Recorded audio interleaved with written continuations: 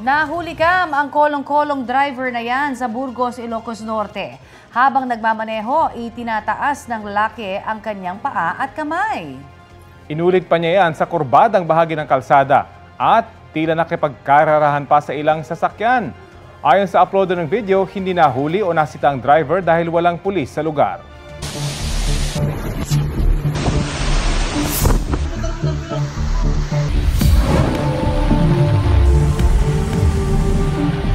Bahagya na pong humina habang papalayo ng Luzon landmass ang bagyong Aghon. Pero nag-iwan ito ng isang kumpirmadong patay. Sa panayam po ng unang balita kay Office of Civil Defense Spokesperson Director Edgar Posadas, taga Misamis Oriental ang 14 na taong gulang na babaeng nasawi. Nagtamo po siya ng iba't ibang sugat ng mabagsakan ng puno. May naitala ring isang sugatan.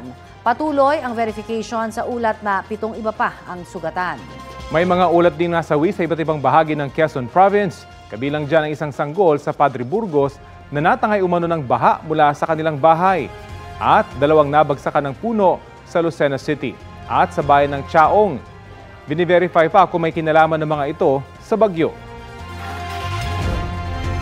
Sa ngayon, patuloy na inaalam ng NDRRMC ang kabuuang halaga at lawak ng pinsala ng bagyo sa agrikultura at infrastructure. Dahil po sa masamang panahong dulot ng bagyong Aghon, nagka-landslide sa Isabela. Humambalang sa kalsada ang gumuhong lupa mula po sa gilid ng bundok sa Barangay Ayod sa bayan ng Dinapige. Ay agad po na nagsagawa ng clearing operation sa lugar. Nagkaroon naman ng rock slide sa Kalinga-Bontoc National Road. Pansamantala ring isinara ang apektadong bahagi ng kalsada sa Barangay Bugnay sa bayan ng Tinglayan sa Kalinga. Halos 24 oras ang lumipas bago tuluyang natapos ang clearing operations doon. Kasabay ng pagbuti ng panahon, pinayagan ng bumiyahe kagabi ang 3 Ro-Ro vessel mula sa Real, Quezon patungong Pulilio Island. Halos 300 pasahero at 30 sasakyan ang stranded sa Real dahil sa bagyo. Pinayagan rin maglayag sa umaga ang maliliit na pampasaherong bangka na pahumalig at patnanungan. Sa ngayon, sa Eastern Seaboard ng Isabela at Cagayan na lang, may gale warning ang Pag-asa.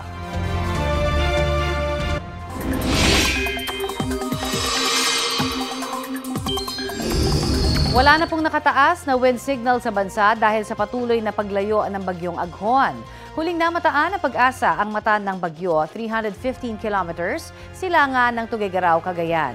Bagyang humina pero nananatiling nasa typhoon category ang bagyong Aghon.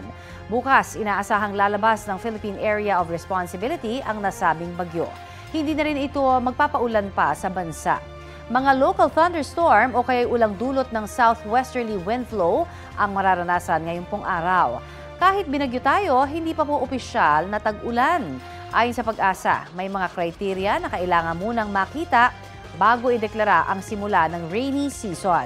Dapat makapagtala muna ng 25 millimeters o higit pa na ulan sa loob ng 5 araw. Sa 3 magkakasunod na araw, may mai-record po na hindi bababa naman sa 1 millimeter rainfall. Ang ganyan pong dami ng ulan dapat maitala sa 7 monitoring stations ng Pag-asa. Dito po sa Metro Manila, kailangang 2 sa 3 stations ang makapagtala niyan. At dapat may umiiral na westerly wind o hangin na galing sa kanluran. Sasailalim ngayong araw sa red at yellow alerts ang Luzon at Visayas grid. Base sa anunsyo ng NGCP, ilalagay sa red alert ang Luzon mamayang alas 2 hanggang alas 4 ng hapon at alas 8 hanggang alas 10 ng gabi. Posible po ang rotational brownout kapag red alert. Yellow alert naman sa iba pang mga oras hanggang alas 11 ng gabi. Nakataas din ang yellow alert sa Visayas grid mamayang alas 2 hanggang alas 4 ng hapon. Sabi ng NGCP, bukod sa forced outage at emergency shutdown, mataas na demand sa kuryente ang dahilan ng red at yellow alert ngayong araw. Nasa Brunei na po si Pangulong Bongbong Marcos para sa kanyang state visit. At live mula sa Bandarseri, Begawan sa Brunei, may ulat on the spot si Sandra Aguinaldo. Sandra!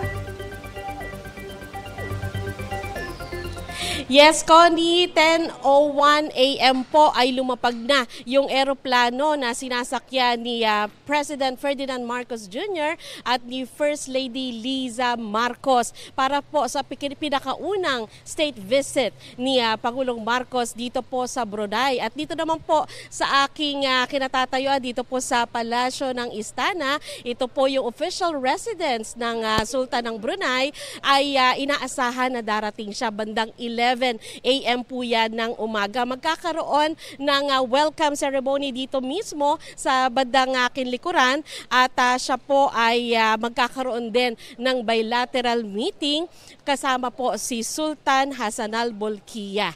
At inaasahang pangunahing tatalakay ng dalawa ang relasyong pang-ekonomiya ng dalawang bansa at maging regional peace and security. Ayon sa ating ambassador na si Maria Jocelyn Tirol Ignacio, inaasahan din ang paglagda sa kasunduan sa agrikultura at turismo. Sa hapon naman ay haharap ang Pangulo sa pagtitipon ng Filipino community dito. Sinabi rin ni Pangulo sa kanyang departure statement na isusulong din niya ang defense cooperation ng Pilipinas at Brunei. Makikipagpulong din siya sa business community dito at umaasang makalilikha ang kanyang biyahe sa Brunei ng maraming trabaho sa Pilipinas. Ito na po ang ikalawang pagbisita ng Pangulo sa Brunei.